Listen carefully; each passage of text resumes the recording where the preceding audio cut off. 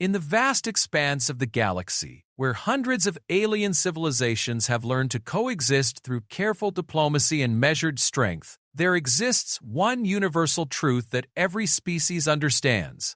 Never underestimate a species' capacity for survival. The Galactic Military Academy on Kepler 442b has trained the finest warriors from across the cosmos for over 3 centuries. Reptilian Draknari with their impenetrable scales, crystalline Zephirites who can manipulate electromagnetic fields, gaseous nebulans capable of phasing through solid matter, and dozens of other species have walked these halls, each bringing their unique evolutionary advantages to the art of warfare. But in all those centuries, only one species has ever been labeled as potentially catastrophic in the Academy's classified archives. A species so young they've barely left their home solar system, yet so unpredictable that seasoned military strategists lose sleep wondering what they might do next.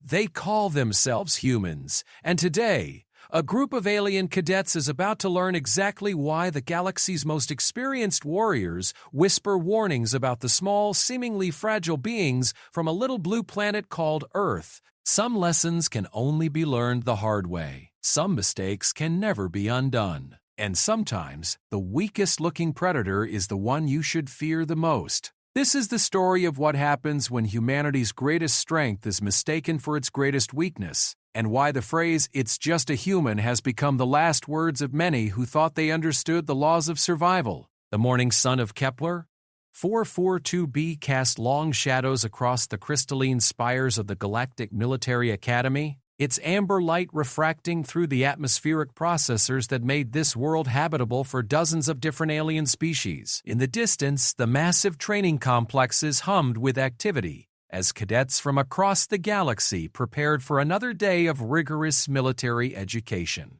Maya Chen adjusted her standard-issue uniform for the 100th time that morning, the unfamiliar weight of the atmospheric adaptation device around her neck serving as a constant reminder that she was very far from Earth. At 19, she was one of only 12 humans ever accepted into the prestigious academy, and after 6 months of training, she still felt like an outsider looking in. The Academy's main dormitory complex rose before her like a monument to galactic cooperation, its bioadaptive architecture shifting and flowing to accommodate the needs of its diverse inhabitants.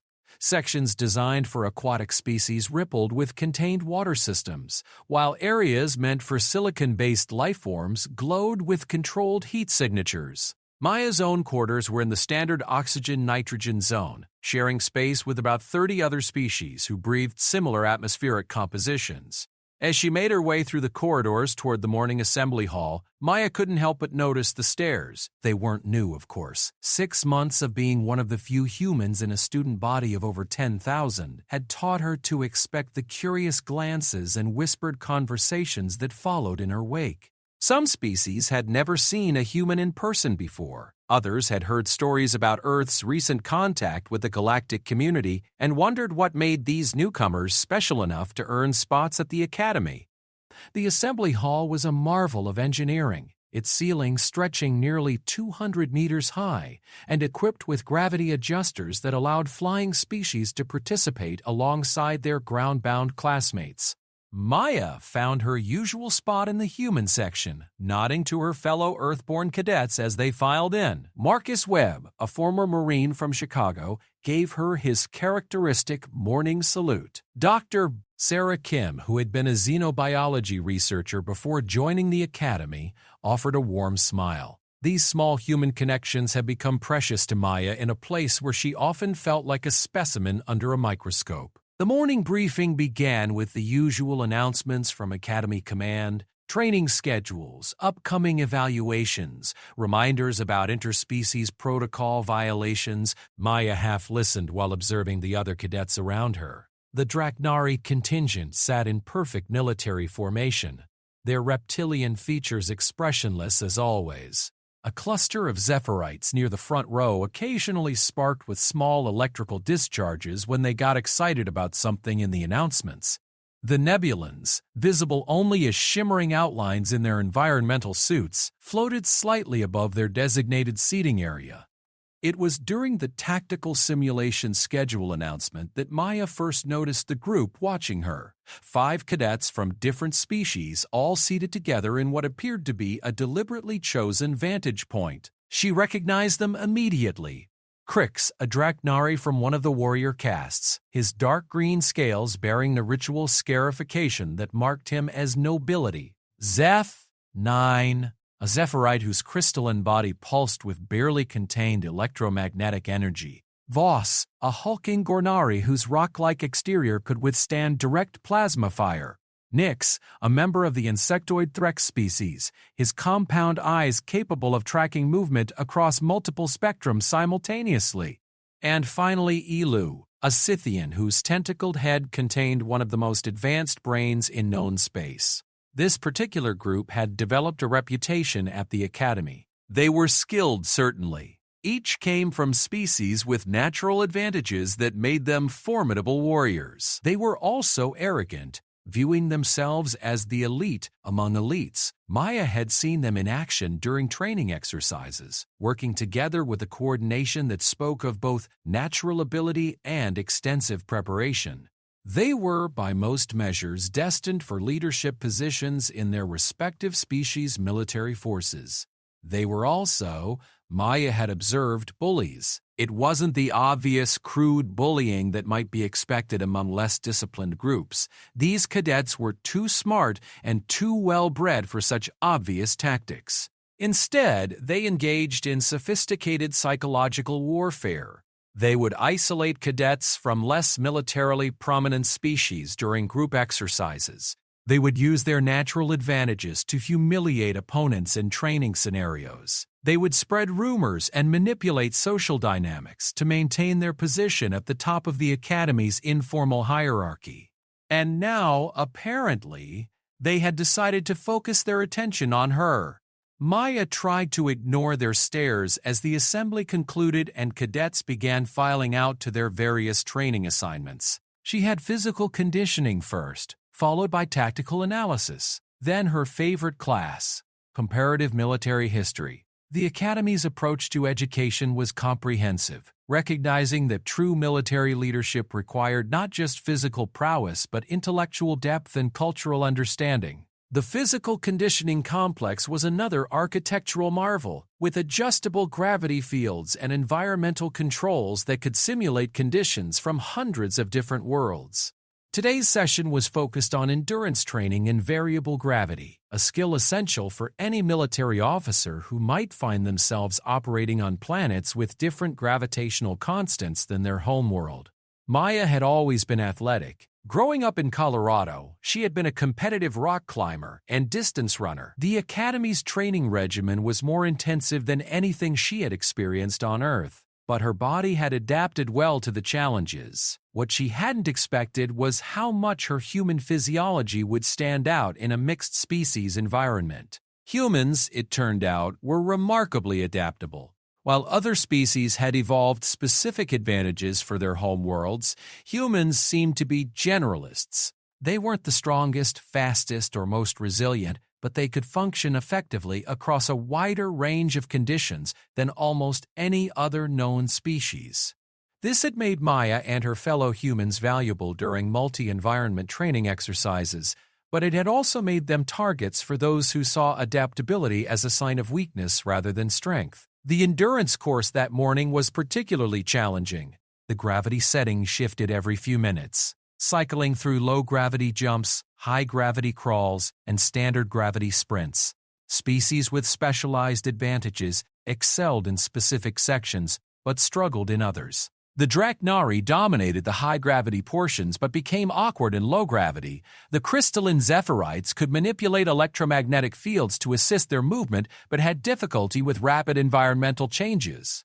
Maya found herself maintaining a steady pace throughout, never the fastest in any individual section, but consistently performing well across all variations. It was this consistency that had earned her recognition from the Academy's instructors, and it was also what had apparently drawn the attention of Crix's group.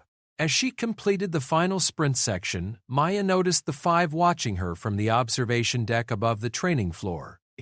They weren't being subtle about it. Crix was pointing directly at her while speaking to the others, his reptilian features twisted in what might have been amusement or contempt. Zeph 9 was recording something on a personal device, probably her performance metrics.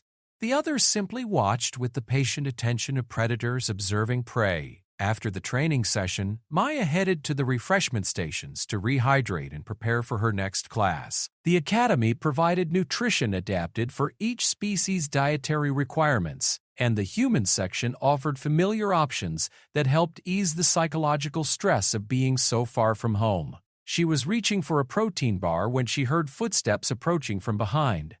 "Impressive performance out there, human." Maya turned to find Crix standing directly behind her, flanked by his 4 companions. Up close, the Draknari was even more intimidating than he appeared from a distance. Nearly 2.5 meters tall, his muscled reptilian frame was covered in scales that looked like they could deflect small arms fire. The ritual scarification on his face included symbols that Maya recognized from her xenocultural studies as marks of personal combat victories. "Thank you," Maya replied, keeping her voice neutral and professional. Academy protocol emphasized respect between cadets regardless of species, but it also warned against appearing weak or submissive when challenged. "Tell me," Crix continued, his voice carrying the characteristic hiss that marked Draknari's speech, "what exactly is it that makes your species think they deserve to be here?" The question was loaded with implications. Maya could feel the attention of nearby cadets focusing on their conversation. Word would spread quickly through the Academy's social networks about any confrontation, especially one involving the elite group and one of the few humans in attendance. "The same thing that makes any species deserve to be here," Maya answered carefully. "The ability to serve the galactic community as a military officer." Zeph 9 stepped forward, his crystalline body pulsing with electromagnetic energy that created a subtle humming in the air. "But what unique contribution do humans bring?" "The Draknari offer unmatched ground combat capability. My people provide technological innovation and energy manipulation. The Gornari serve as living fortifications. What do humans offer that cannot be found elsewhere?" It was a question that Maya had asked herself many times during her first months at the Academy. What did make humans special in a galaxy full of species with obvious evolutionary advantages? She had seen the classified reports that suggested humans had some unique qualities, but the details were kept from cadets at their level. "Adaptability," she said finally. "Humans can function effectively in a wider range of conditions and situations than most species. We're generalists in a galaxy of specialists." Voss, the Gornari, made a sound that might have been laughter, though it came out as more of a grinding rumble. Adaptability is just another word for being mediocre at everything instead of excellent at something specific. Nix clicked his mandibles, and what Maya had learned was a sign of agreement among the Thrax. "Indeed. In military operations, specialists are valued, generalists are expendable." The conversation was drawing more attention now. Cadets from various species had begun to gather at a respectful distance, sensing that something significant was developing. Maya could see some of her fellow humans among the crowd, their expressions tense with concern. Elalu, the Scythian, had remained silent during the exchange, but now his tentacled head swayed slightly as he spoke. His species was known for their analytical abilities and strategic thinking, and his words carried weight among the group. "Perhaps we should test this claimed adaptability. After all, theoretical discussions can only reveal so much about practical capability." "What did you have in mind?" Maya asked, though she suspected she might regret the question. Crix's reptilian features arranged themselves into what was definitely a predatory smile. The Academy has many training facilities designed to challenge cadets in various ways. Some are more challenging than others, some are, one might say, designed to separate those who truly belong here from those who are merely taking up space.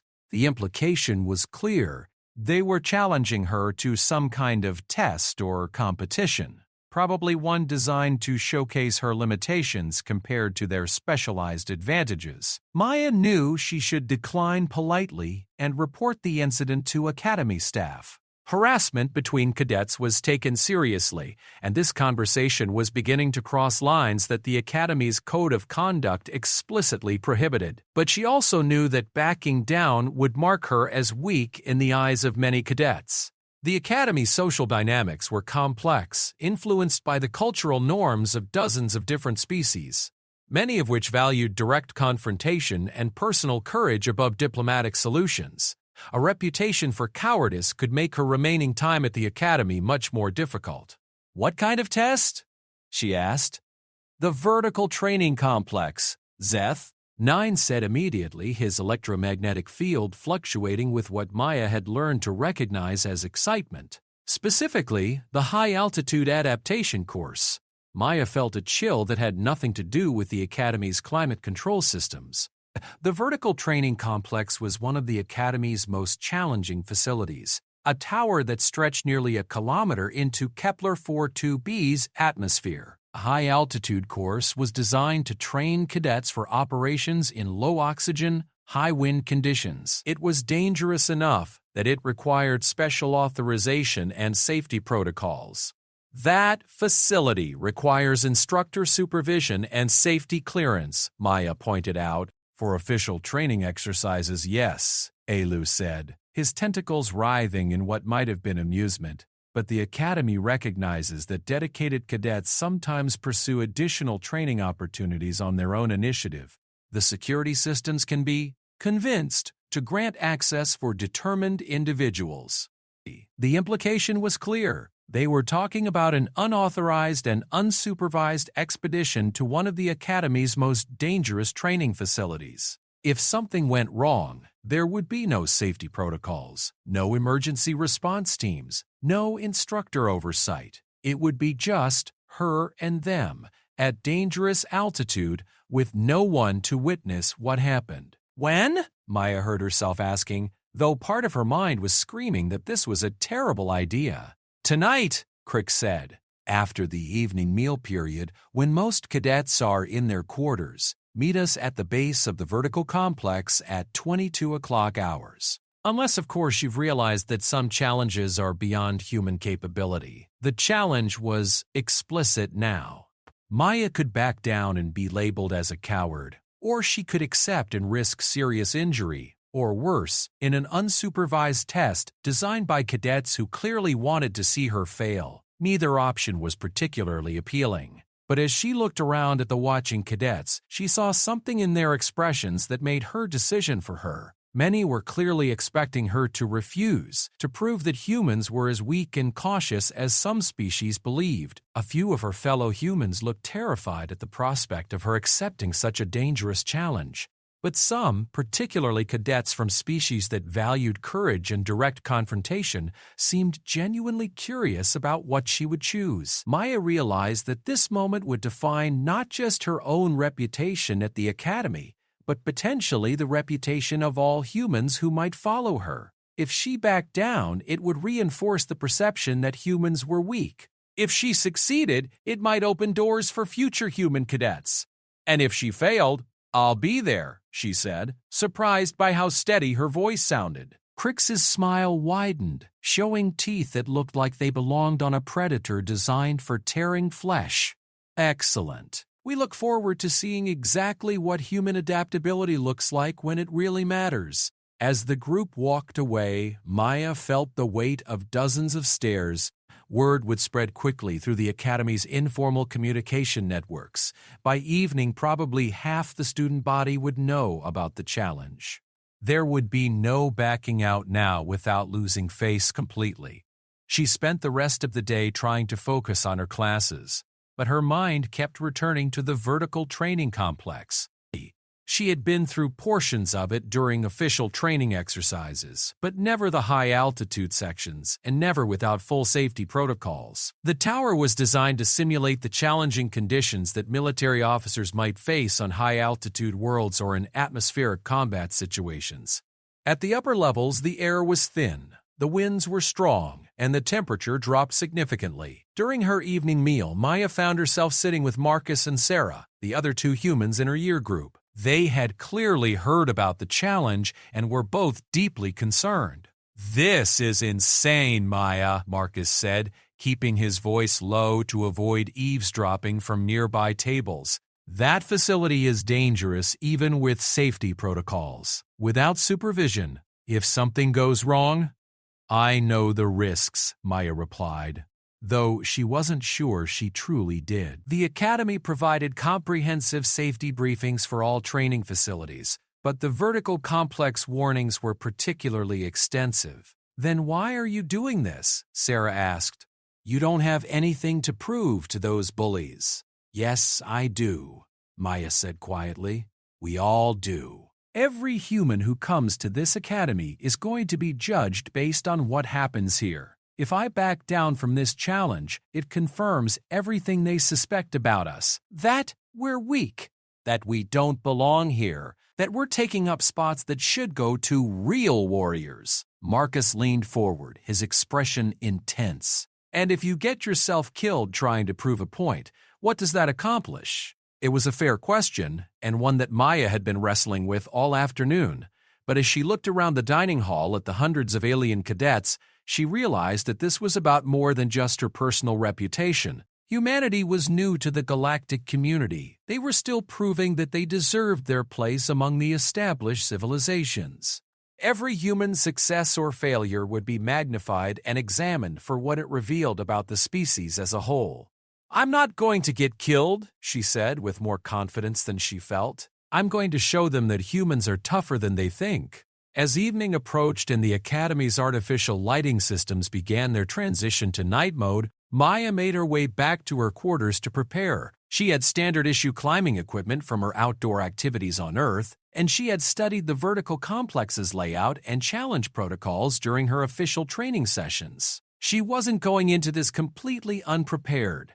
But as she gathered her gear and checked the chronometer, Maya couldn't shake the feeling that she was walking into something much more dangerous than a simple test of physical ability. Crix and his companions had chosen this challenge for a reason, and she doubted that reason had anything to do with fairly evaluating human adaptability. At 21:50, Maya left her quarters and made her way through the Academy's corridors toward the vertical training complex.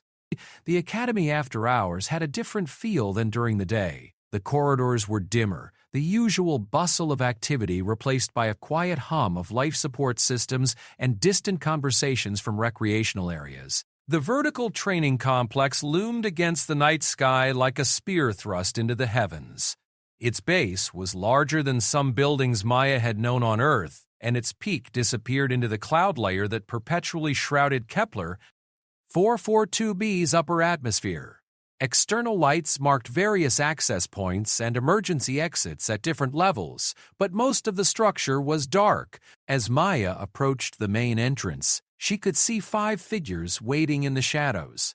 Crix and his companions had arrived early, and they were clearly prepared for the challenge ahead. Each wore specialized gear suited to their species' needs and advantages.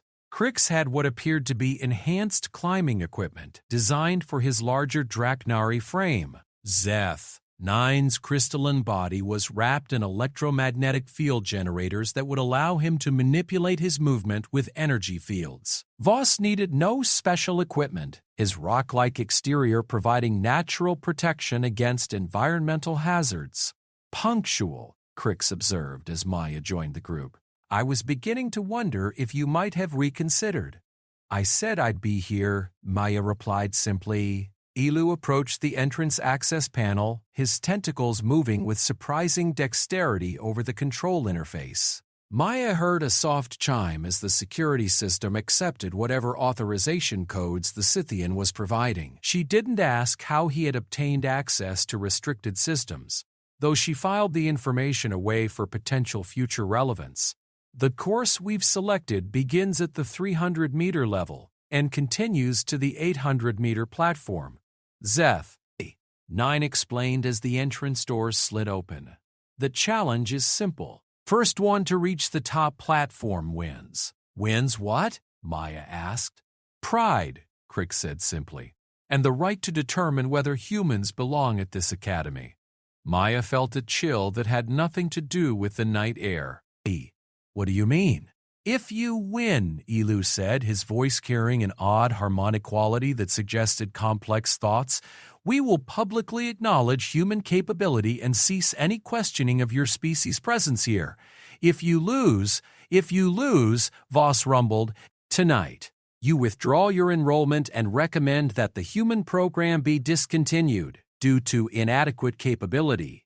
The stakes had just escalated beyond anything Maya had anticipated. This wasn't just about personal reputation or even species perception. They were asking her to gamble the entire human presence at the academy on a single dangerous challenge. "That's not a decision I can make for other humans," Maya said. "Isn't it?" Nix clicked, his compound eyes reflecting the complex's external lighting. "You are the highest performing human cadet in the current class. Your success or failure will be seen as representative of your species' potential. If you cannot succeed where we can, what does that say about human military capability?" Maya realized she was trapped. If she refused the expanded stakes, it would be seen as an admission that she didn't believe humans could compete. If she accepted and lost, she would be forced to take actions that could end human participation in the academy. And if she won, she might earn a level of respect and recognition that could benefit every human who came after her. "Fine," she said, "but the same stakes apply to all of us. If I win, not only do you acknowledge human capability, but you stop your bullying behavior toward other cadets." All other cadets. Crix's reptilian features showed surprise at her counter-proposal, but after a moment of consideration, he nodded. "Agreed. Shall we begin?" The interior of the vertical complex was even more impressive than Maya had expected. The central shaft stretched upward beyond the reach of the lighting systems, disappearing into darkness above. Multiple climbing routes spiraled around the interior walls, each designed to challenge different aspects of physical and mental endurance. The route they would be taking was marked with subtle bioluminescent guides that would lead them through a combination of technical climbing, endurance challenges, and problem-solving obstacles. As they began their ascent, Maya quickly realized that each of her competitors had significant advantages. Crix's reptilian physiology gave him exceptional upper body strength and natural climbing ability. Zeph 9 could use electromagnetic fields to assist his movement in ways that defied normal physics. Voss's rock-like exterior made him nearly impervious to fatigue or environmental hazards. Nix's insectoid design included natural gripping appendages that made complex climbing maneuvers effortless. And Elu's advanced brain allowed him to solve the mental challenges embedded in the course with supernatural speed. But as they climbed higher, Maya began to notice something interesting. While each of her competitors excelled in specific aspects of the challenge, they also struggled when the course demanded skills outside their natural advantages. Crix dominated sections requiring pure strength but became awkward when precision and flexibility were needed. Zeph 9's electromagnetic abilities were powerful but required significant energy expenditure that began to show as fatigue. Voss was nearly unstoppable on straightforward climbing sections but had difficulty with obstacles that required quick thinking and adaptation. Maya, meanwhile, maintained a steady pace across all sections. She wasn't the fastest at any individual challenge, but she never fell significantly behind, and she never had to stop to recover from overexertion or adapt to unexpected obstacles. By the time they reached the 500-meter mark, the group was more spread out. Zeph 9 had taken an early lead but was beginning to show signs of energy depletion. Crix was close behind, but Maya could see him struggling with a section that required delicate balance work. Voss was making steady progress but had lost time on several problem-solving obstacles. Nix had gained time on technical climbing sections but struggled with portions requiring pure endurance. Elu remained close to Maya's position, and she realized that the Scythian was probably the most dangerous competitor. His advanced analytical abilities allowed him to find optimal solutions to each challenge, and his tentacled physiology was surprisingly adaptable to different climbing requirements. As they climbed higher, the environmental conditions became more challenging. The air grew thinner, making each breath less efficient. The temperature dropped steadily, and wind began to whistle through openings in the complex's structure. Maya could feel the strain on her body, but she had trained in high-altitude conditions in Colorado, and her physiology seemed to be handling the challenges better than some of her competitors. It was at the 650-meter level that the first serious incident occurred. Zeth, 9, who had been pushing his electromagnetic abilities to their limits, suddenly flickered and dimmed. Maya looked up to see the crystalline being wobbling dangerously on a narrow ledge, his energy fields fluctuating wildly as his power reserves approached depletion. For a moment, it looked like he might fall. Without thinking, Maya altered her climbing route and moved toward the struggling cadet. Using her climbing gear, she established an anchor point and threw a safety line to Zeth, 9, allowing him to stabilize his position and recover from his energy crisis. "Why did you help me?" Zeth, 9 asked, his voice carrying electronic harmonics that suggested confusion. "Because that's what you do," Maya replied simply. "When someone is in danger, you help them." The exchange had cost Maya time and position, allowing Elu and Crix to move ahead of her. But as she resumed her climb, Maya noticed something had changed in the group dynamic. Zeth, 9, was climbing more conservatively now, but he was also staying closer to Maya's position. When Nyx encountered a particularly challenging obstacle a few minutes later, Zeth, 9, was the one who provided assistance. The final sections of the course were the most challenging, requiring not just physical ability, but mental toughness and emotional resilience. The platform that marked the end of the official course was located at the 800-meter level, where the air was thin enough to make every breath an effort, and the wind was strong enough to affect balance and movement. Maya reached the platform in third place behind Elu and Crix, but ahead of the others. As she pulled herself up onto the final level, she expected the challenge to be over.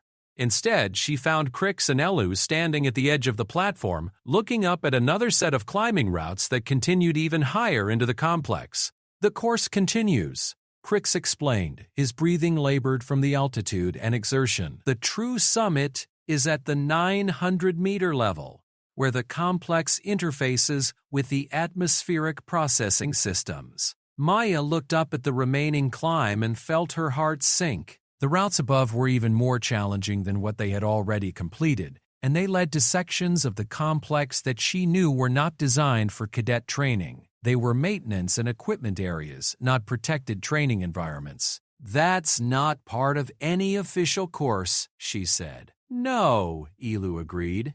"It is not, but it is where we will determine the true winner of our challenge." Maya realized that she had been maneuvered into exactly the situation she had hoped to avoid. They were now at a level of the complex where safety protocols were minimal, and the risks were genuinely life-threatening. If something went wrong at this altitude, in this environment, emergency response would be difficult or impossible. But she had come too far to back down now. And as she looked at her competitors, she realized that they were all as committed to completing this challenge as she was. Whatever happened next, they were going to see it through to the end. The climb to the final level took every bit of skill and endurance Maya possessed. The routes were not designed for climbing at all, but rather for maintenance access by specialized equipment and trained technicians. Handholds were irregular and often inadequate. The wind at this altitude was strong enough to threaten balance even on stable footing, and the cold was beginning to affect fine motor control in ways that made precise movements increasingly difficult. Maya found herself climbing alongside Elu, the two of them having pulled ahead of the others through a combination of endurance and problem-solving ability. The Scythian's analytical mind was helping him find routes that others might miss, while Maya's general adaptability was allowing her to handle the increasingly varied challenges. As they approached the final platform, Maya could see that it was smaller than the others and situated in a position that would require a particularly challenging final move to reach. The platform itself was part of the atmospheric processing interface, surrounded by equipment and systems that hummed with barely contained energy. Elu reached the final climbing section first, his tentacles finding purchase on surfaces that would have been impossible for other species to navigate. But as he made his final move toward the platform, one of the handholds gave way under his weight. Maya watched in horror as the Scythian lost his grip and began to fall backward toward the void below. Without hesitation, Maya lunged upward, abandoning her own careful climbing position to catch Elu's trailing tentacle. Her sudden movement caused her to lose her own secure position, and for a terrifying moment, both cadets were falling through space toward the platforms hundreds of meters below. Maya's climbing instinct saved them both. As they fell, she managed to snag her safety line on a protruding piece of equipment, arresting their fall with a violent jerk that sent shock waves through both their bodies. They swayed suspended over the abyss, Maya's equipment the only thing standing between them and a fatal fall. "Let me go," Elu gasped, his tentacles writhing with pain from the sudden arrest of his fall. "You cannot support both our weights." "Not happening," Maya replied through gritted teeth. The strain on her equipment and her body was enormous, but she was not going to let another cadet fall on her watch. Using a combination of climbing techniques and pure determination, Maya managed to swing them both toward a maintenance platform that provided temporary safety. As they caught their breath and assessed their situation, Maya realized that they were now both behind the others in reaching the final platform. "Why?" Elu asked, his harmonics filled with genuine confusion. "Why risk your own success to save someone who was competing against you?" Maya looked at the Scythian, with his advanced brain and analytical abilities, and realized that for all his intelligence, he genuinely didn't understand her motivation. "Because some things are more important than winning," she said.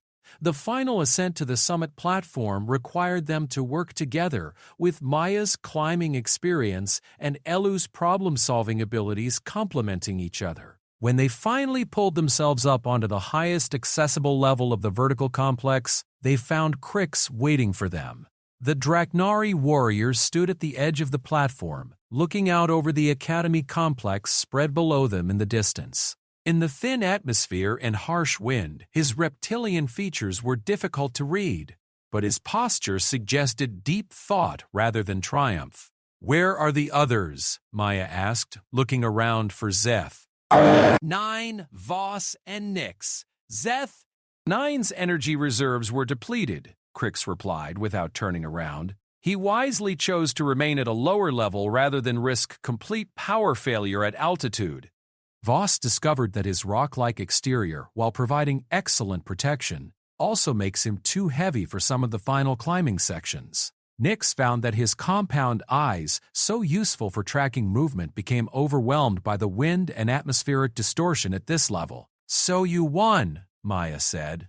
Crix finally turned to face her, and Maya was surprised to see something like respect in his reptilian features. "Did I? I reached this platform first, yes. But I watched you risk your own success to save Elu. I watched you help Zeth, 9, when he was in danger. I watched you adapt to challenges that stopped others in their tracks."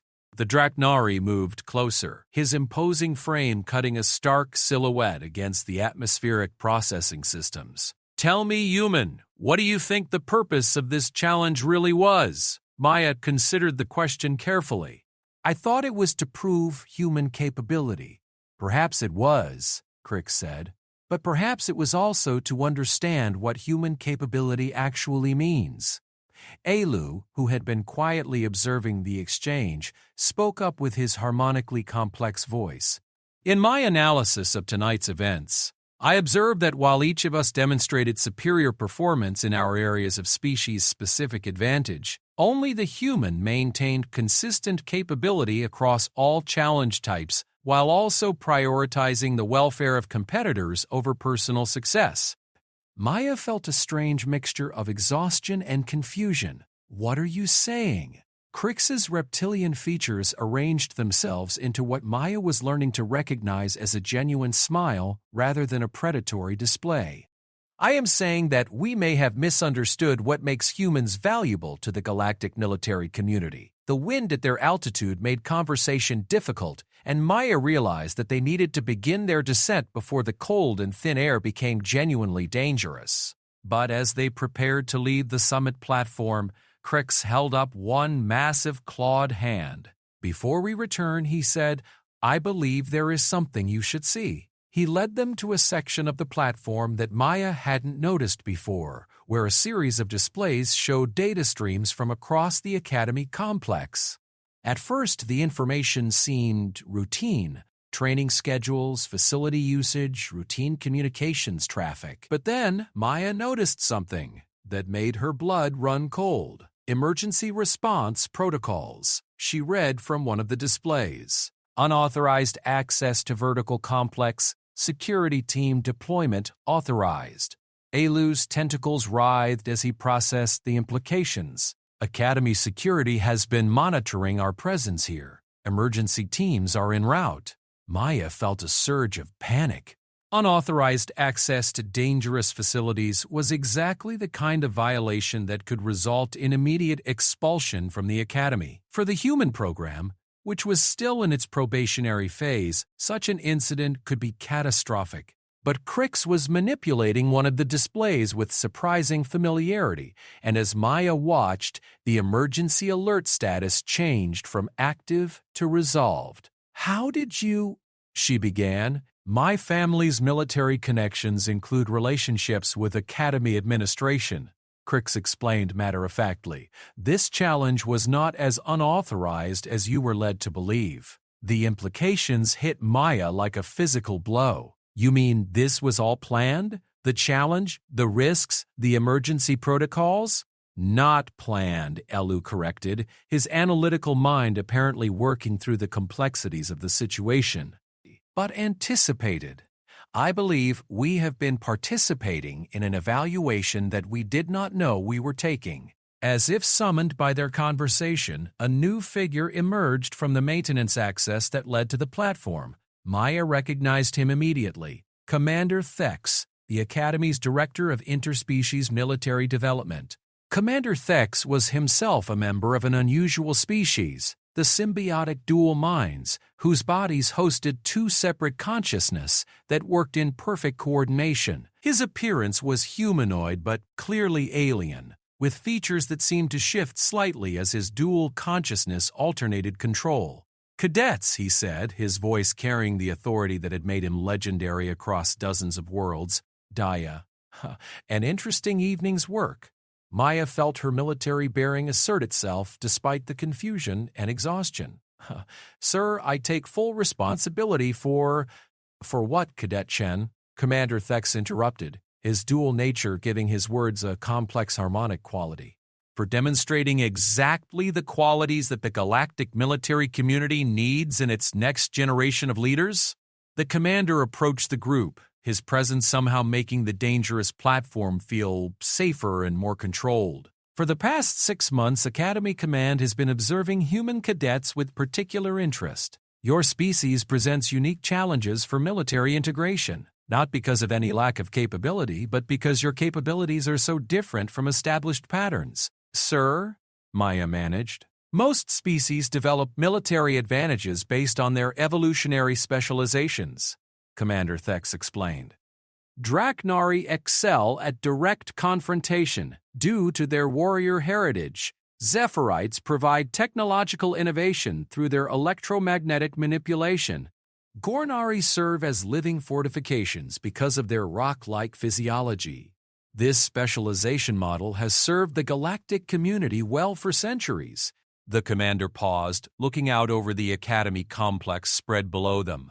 "But humans appear to operate on a different model entirely. Rather than excelling in one area, you demonstrate consistent competence across multiple areas while prioritizing cooperation and collective success over individual achievement." Crix stepped forward, his reptilian features showing what Maya now recognized as genuine respect. "Commander, I must confess that tonight's challenge began as an attempt to expose human weakness and justify questioning their presence at the Academy. And what did you discover instead, Cadet Crix? That human adaptability is not a weakness disguised as strength, but a completely different kind of strength that we had failed to recognize." Commander Thex nodded approvingly. The galactic military community faces challenges that cannot be solved by specialization alone. Climate conflicts require officers who can adapt to rapidly changing conditions. Diplomatic operations require leaders who can understand and work with multiple species simultaneously. Humanitarian missions require personnel who prioritize collective welfare over personal advancement. Maya began to understand what the commander was suggesting. Humans aren't meant to replace specialist officers. We're meant to work alongside them. Precisely, Cadet Chen. Your species brings integration capabilities that complement rather than compete with existing military structures. Tonight's exercise has provided valuable data about how this integration might work in practice. Elu's tentacles writhed with what Maya had learned to recognize as intellectual excitement. The challenge was designed to create situations where species-specific advantages would be both helpful and limiting, requiring cooperation and adaptation for optimal outcomes. Indeed, Commander Thex confirmed. And while Cadet Crix technically reached the summit first, the real evaluation was of how each participant responded to challenges outside their specialization and how they prioritized collective versus individual success. As they began their descent from the summit platform, Maya found herself processing the implications of what she had learned. The Academy had not just been evaluating individual human performance, but exploring how humans might function within the broader galactic military community. Tonight's challenge had been as much about testing interspecies cooperation. The descent was easier than the ascent, but it still required careful attention to safety and environmental conditions. As they reached the lower levels where the air was thicker and the temperatures more comfortable, Maya noticed that the group dynamic had changed significantly from when they had started the climb. Crix, who had begun the evening viewing humans as weak interlopers, now seemed genuinely interested in understanding human approaches to problem-solving. Zeth, 9, who they found waiting at the 600-meter level, greeted Maya with what appeared to be electromagnetic patterns of respect. Voss and Nix, encountered at the 400-meter level, both showed signs of having reconsidered their initial assumptions about human capability, but perhaps most significantly, Maya realized that she herself had learned something important about her place at the Academy and in the broader galactic community. She was not here to prove that humans were superior to other species, but to demonstrate that humans could contribute unique value to collaborative efforts that required diverse capabilities working together.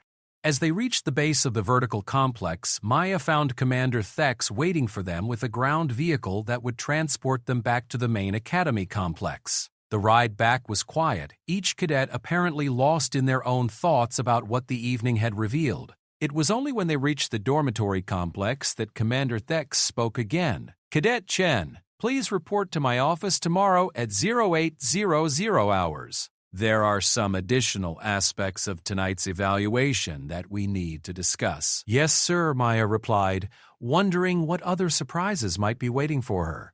As she made her way back to her quarters, Maya reflected on how much had changed in a single evening. She had begun the night facing a challenge from cadets who questioned her right to be at the Academy. She was ending it with a new understanding of why humans had been invited to join the galactic military community and what unique contributions they might make. The Academy's corridors were quiet at this late hour, but Maya could see lights still glowing in study areas and recreational facilities where cadets from dozens of species continued their preparation for military service. For the first time since arriving at the Academy, Maya felt like she truly understood her place in this complex community of future officers and leaders. Tomorrow would bring new challenges and new opportunities to learn and grow. But tonight had taught her that humanity's strength lay not in competing with other species' specializations, but in bringing something entirely different to the galactic community: the ability to adapt, cooperate, and prioritize collective success over individual achievement. As Maya settled into her quarters and prepared for sleep, she couldn't help but smile at the irony.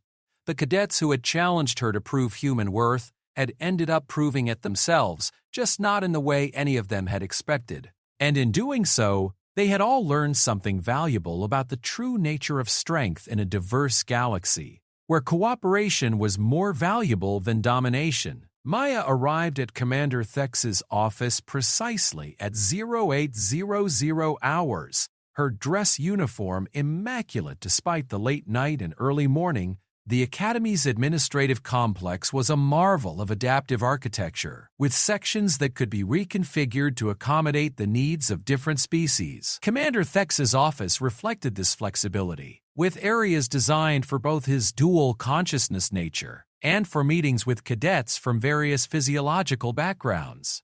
The commander was reviewing data displays when Maya entered, his dual consciousness apparently engaged in parallel processing of multiple information streams. As she stood at attention and announced her presence, both aspects of his awareness focused on her with an intensity that was both impressive and slightly unsettling. "At ease, Cadet Chen," Commander Thex said, his harmonically complex voice carrying undertones that suggested both of his consciousness were speaking simultaneously. "Please, take a seat. We have much to discuss." Maya settled into the adaptive seating that adjusted automatically to human ergonomic requirements.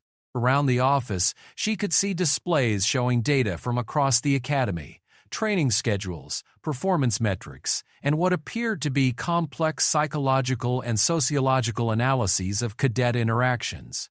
First, Commander Thex began, "Let me clarify something that you may have wondered about regarding last night's events. The challenge presented by Cadet Crix and his companions was not entirely their initiative." Maya felt a chill of apprehension. "Sir? The Academy has been conducting an extensive evaluation of human integration into galactic military structures.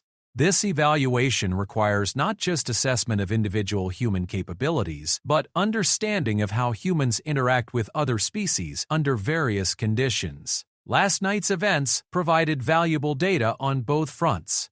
Commander Thex manipulated one of the data displays, and Maya saw a timeline stretching back several months. Marked on it were dozens of incidents and interactions involving human cadets, each color-coded and annotated with complex analytical notes. "You're saying that Academy Command has been manipulating situations to test us?" Maya asked, trying to keep any accusation out of her voice. "Not manipulating," the commander corrected. "Observing and occasionally facilitating." Cadet Crix's group had been expressing concerns about human presence at the Academy for some time.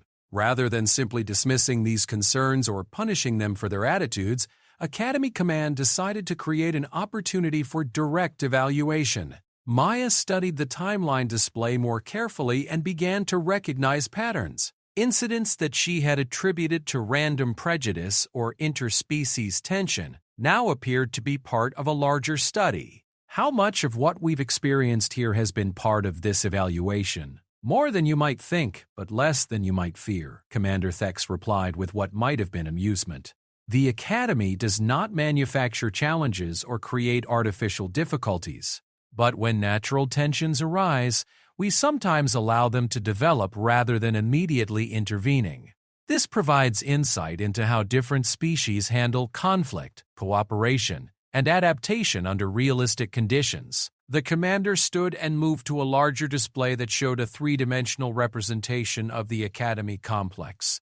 Maya could see data streams flowing between different areas, tracking the movements and interactions of thousands of cadets from hundreds of species.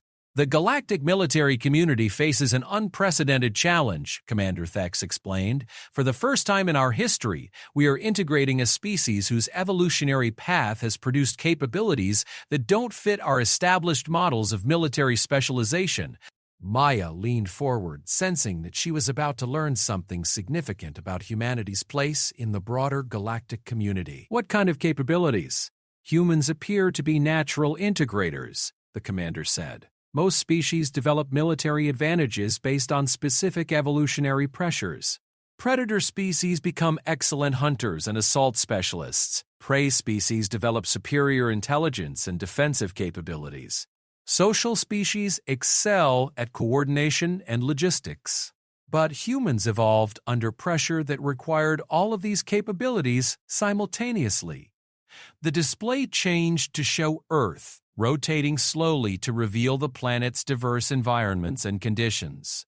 Your homeworld is unusually varied in terms of climate, geography, and ecological challenges. Early humans had to adapt to environments ranging from Arctic tundra to tropical rainforest. From mountain peaks to ocean depths, they had to be predators and prey, social cooperators and individual survivors, all at the same time. Maya began to understand the implications. So humans developed as generalist adapters rather than specialized survivors. Precisely. And this has produced a psychology and physiology that approaches military challenges differently than any other known species. Commander Thex returned to his seat, both consciousness focusing intently on Maya. Last night's exercise demonstrated this in several ways that our analysts are still examining. How so? Consider the behavior patterns displayed by each participant. Cadet Crix relied heavily on his species' natural combat advantages and became frustrated when these weren't sufficient. Cadet Zeth, 9, pushed his energy manipulation abilities to their limits and required assistance when they failed. Cadet Voss discovered that his natural advantages could become disadvantages under certain conditions. The commander paused, manipulating the display to show a detailed analysis of the previous night's events. But you, Cadet Chen, never relied primarily on any single approach. When physical strength was required, you used technique and leverage to compensate for your species' relative weakness. When technical climbing skills were needed, you adapted your Earth-based experience to alien conditions. When problem-solving was required, you combined analytical thinking with intuitive leaps. Maya felt a mixture of pride and concern. Is this evaluation determining whether humans are allowed to continue at the Academy?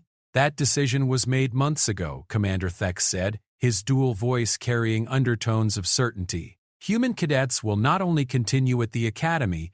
The question now is how to optimize human integration and what roles humans might best serve in the galactic military structure.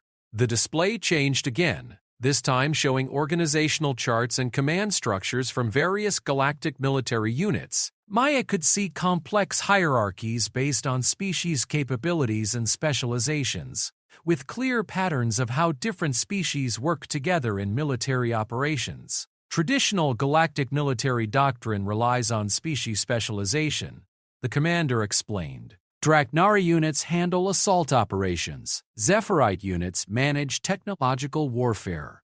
Gornari units provide defensive positions. Each species contributes what they do best, and coordination between units handles the integration. But humans don't fit that model, Maya observed.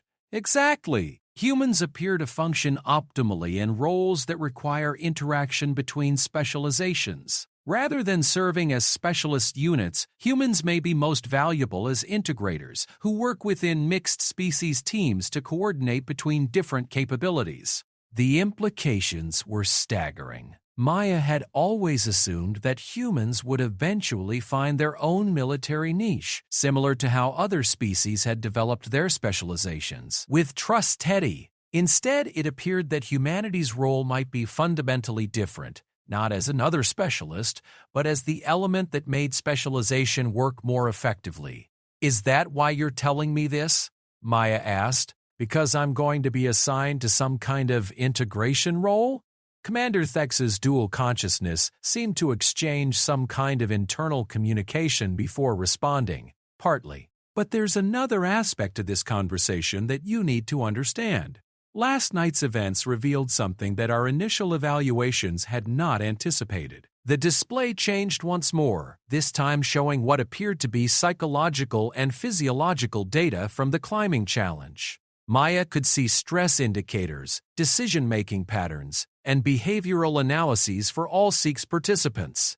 When Cadet Elu was falling, you abandoned your competitive advantage to save him. When Cadet Zeth, 9, was in energy crisis, you provided assistance despite the cost to your own position. This behavior pattern is consistent across human cadets in our evaluations, but last night demonstrated it under extreme conditions. Maya studied the data streams, seeing patterns in the information that she didn't fully understand. Is that unusual among other species? Extremely unusual, the commander confirmed.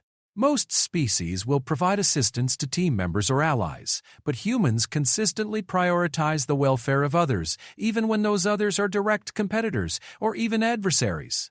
That doesn't seem particularly remarkable to me, Maya said honestly, and that, Cadet Chen, is exactly what makes it remarkable. Commander Thex leaned forward, his dual consciousness apparently in complete agreement. For humans, this behavior is so natural that you don't even recognize it as exceptional. For most other species, such behavior would require conscious decision-making and would typically occur only under specific social or cultural obligations. The commander manipulated the display to show comparative data from similar challenges involving cadets from other species. The patterns were clear. While other species showed cooperative behavior within their groups or alliances, humans consistently helped others regardless of group affiliation or competitive status.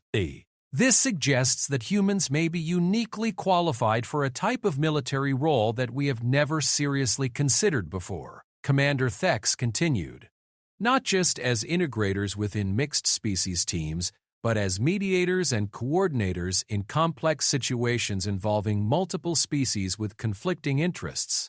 Maya felt overwhelmed by the scope of what the commander was suggesting. Are you talking about some kind of diplomatic role? More than diplomacy, though that would certainly be part of it. Consider the challenges facing the galactic community. We have over 300 species in various stages of military cooperation, each with their own evolutionary biases, cultural expectations, and psychological patterns.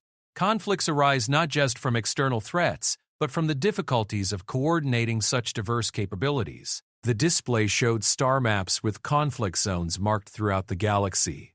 Maya could see patterns of where different types of military operations were having difficulties, often in areas where multiple species were attempting to work together. Traditional solutions involve establishing clear hierarchies and specialized roles to minimize conflict between species, Commander Thex explained. But this approach has limitations, particularly in complex operations requiring rapid adaptation and creative problem-solving. With trust, Teddy? And you think humans might be able to provide different solutions? We think humans might be uniquely qualified to work in the spaces between specializations, helping diverse teams function more effectively than the sum of their parts. The commander's dual voice carried undertones of excitement that suggested this was a concept that both consciousness found compelling. Maya studied the star maps, beginning to understand the scope of what was being proposed. This would mean humans wouldn't just be another species in the galactic military. We'd be serving in a completely different kind of role. Precisely. And that brings us to the specific reason for this conversation. Commander Thex manipulated the display to show a new set of data, training programs, advanced courses, and what appeared to be experimental curriculum designs. Academy Command is developing a new program specifically designed to train human cadets for these integration roles. The program will be demanding, requiring not just military skills but advanced training in xenopsychology, multi-species coordination, crisis mediation, and adaptive leadership. Maya felt her pulse quicken. And you're offering this to me? We're offering you the opportunity to help design and test the program, the commander corrected. Based on your performance evaluations and last night's demonstration, you've been selected as one of 3 human cadets who will participate in developing this new curriculum. The implications were staggering. Maya would not just be completing her academy training, but helping to create an entirely new type of military education that could affect every human who followed her. What would this involve? Advanced training with carefully selected cadets from other species who have demonstrated exceptional ability to work outside their typical specializations. Experimental exercises designed to test new theories about multi-species cooperation, and, eventually, field assignments that will determine whether these concepts work in actual military operations. Commander Thex stood and moved to a secured display that required dual biometric authorization from both of his consciousness. As the display activated, Maya saw classified information about ongoing military operations throughout the galaxy. There are currently 17 active conflicts where traditional species-specialized approaches have reached stalemates or failed entirely, the commander said, his voice taking on more serious undertones. These conflicts require innovative solutions, often involving coordination between species that have difficulty working together under normal circumstances. Maya studied the conflict data, seeing patterns of failed cooperation and stalled operations. And you want to test whether human integrators could make a difference in these situations? Eventually, yes. But first we need to develop the training and doctrine that would make such operations possible. That's where you and the other selected cadets come in. The weight of responsibility was enormous. Maya realized that she wasn't just being offered advanced training, but the opportunity to help shape humanity's entire role in the galactic community for generations to come. Who are the other human cadets in this program, she asked. Marcus Webb and Sarah Kim from your class, along with Elena Rodriguez from the class ahead of you. Each brings different strengths. Marcus has extensive ground combat experience, Sarah has xenobiology and cultural analysis backgrounds, and Elena has demonstrated exceptional leadership abilities in mixed species scenarios. Maya recognized all three names and felt a surge of confidence. If she was going to help develop new approaches to galactic military cooperation, she couldn't ask for better colleagues. When would this program begin? Immediately.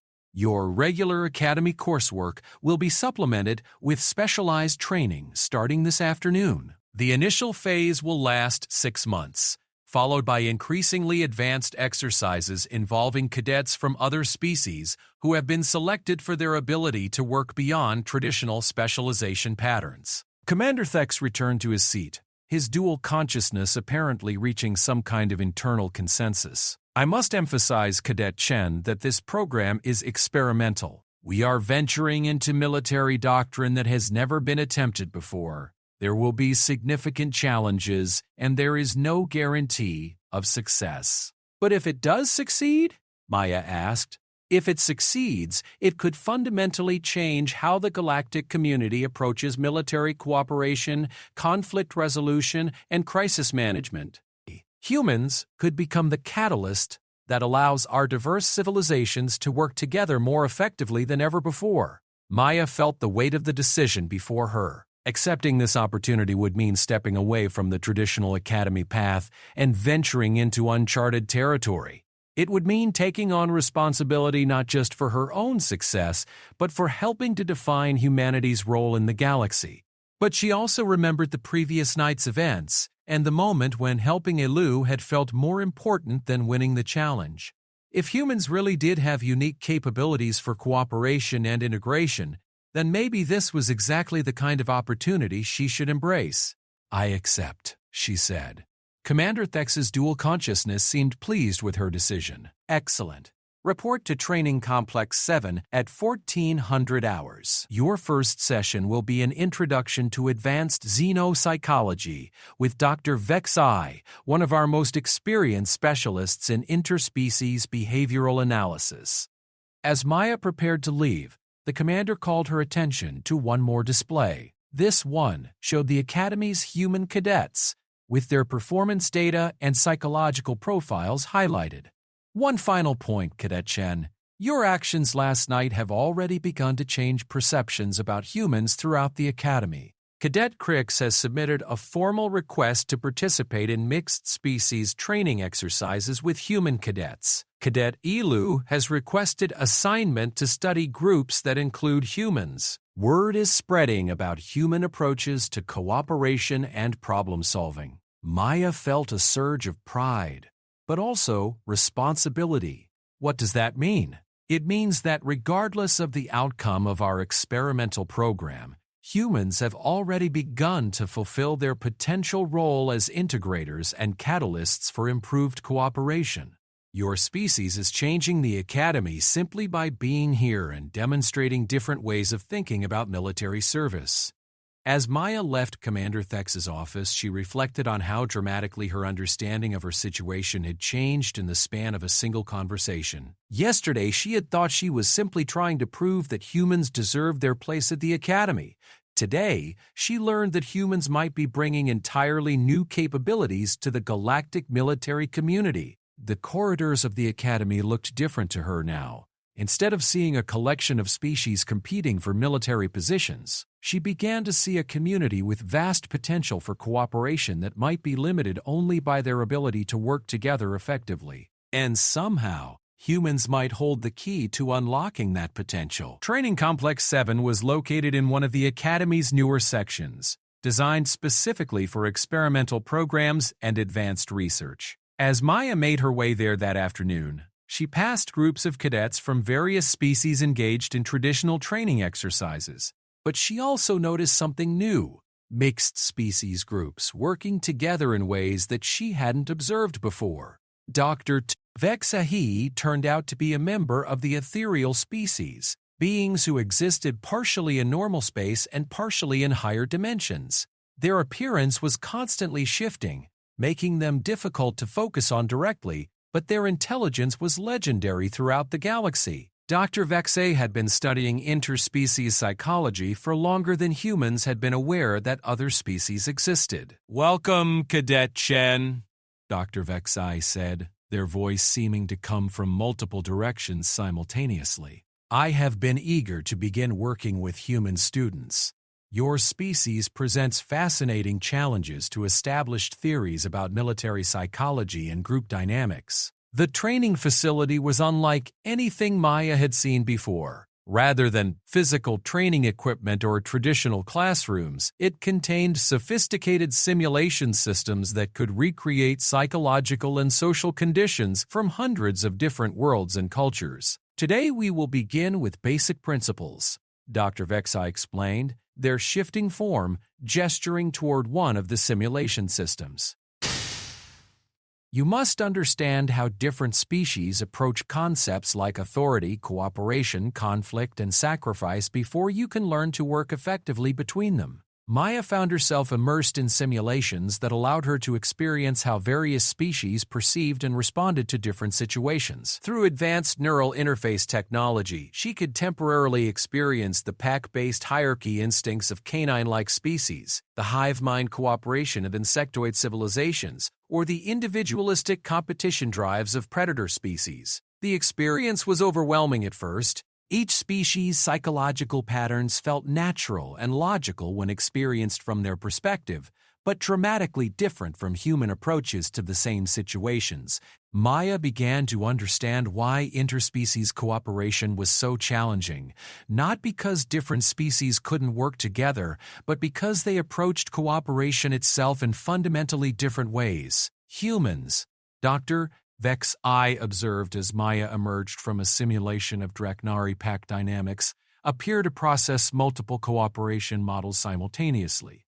You can understand and work within hierarchical structures like the Draknari, but you don't require them. You can appreciate individual achievement like predator species, but you don't prioritize it above group success.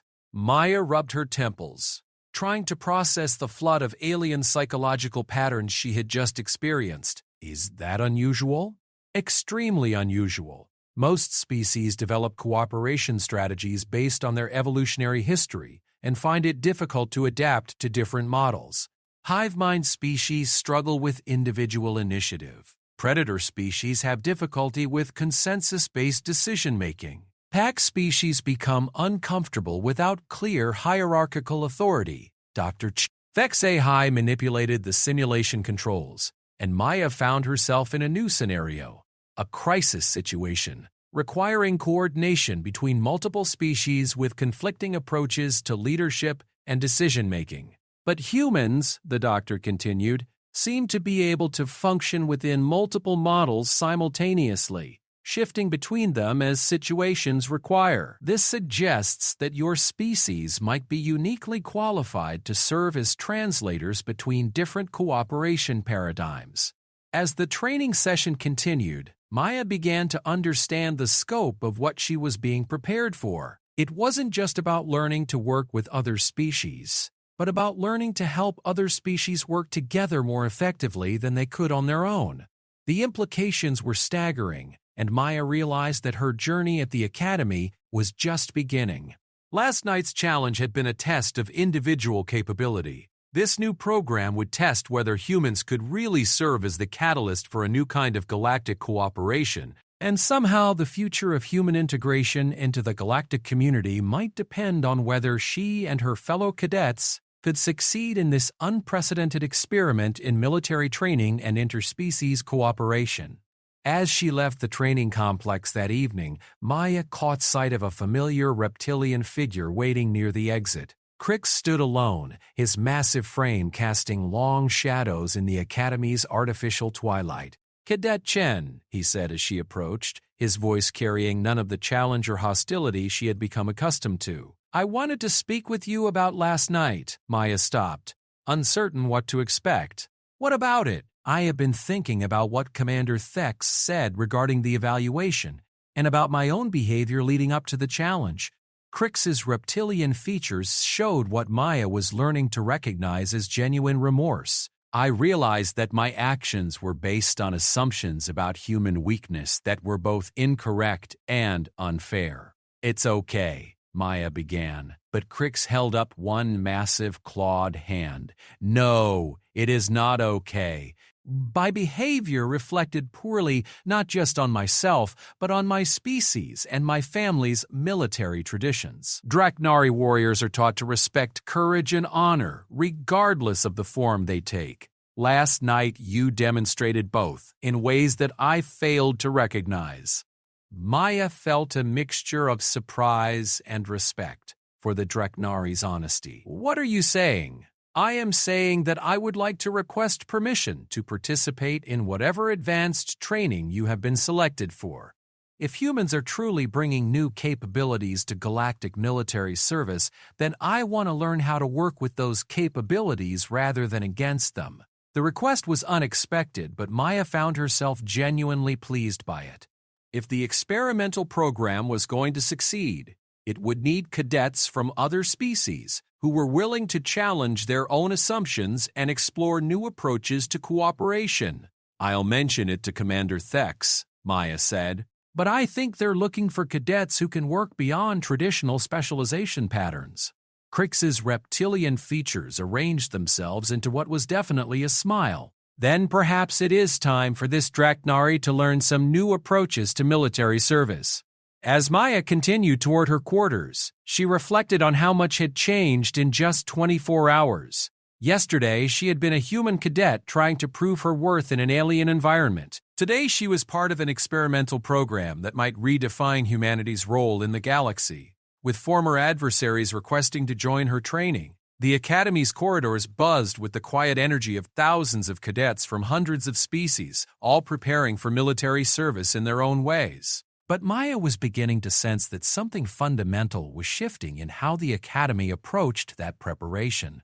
The rigid specialization model that had served the galaxy for centuries might be evolving into something more flexible and adaptive. And somehow humans were at the center of that evolution. As she settled into her quarters for the night, Maya couldn't help but wonder what challenges the next 6 months would bring. But for the first time since arriving at the Academy, she felt like she truly understood her purpose here. She wasn't just learning to be a military officer. She was helping to pioneer an entirely new approach to galactic cooperation that could change the way diverse civilizations work together.